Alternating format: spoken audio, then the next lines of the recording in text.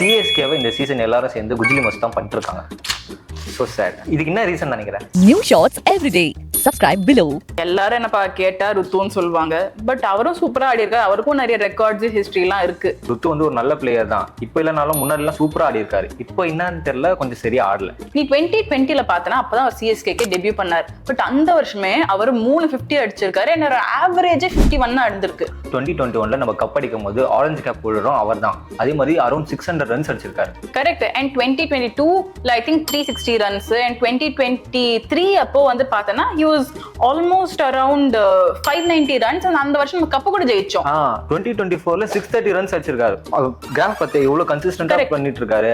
அதே மாதிரி 2025ல அவருக்கு ஏதோ ஒரு இன்ஜுரின்றனால அவரால ஆட முடியல. இந்த சீசன் கொஞ்சம் அவுட் ஆஃப் ஃபார்ம்ல தான் இருக்காரு.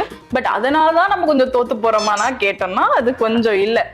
அவர் வந்து நிறைய ரெக்கார்ட்ஸ் வச்சிருக்காரு. ஸோ அவர் கேப்டன்சி கொடுக்குறது தப்பானா தப்பே இல்லை தான். Because he deserves it. So நம்ம டீம் தான் கொஞ்சம் தேர்த்த வேண்டியதா இருக்கு.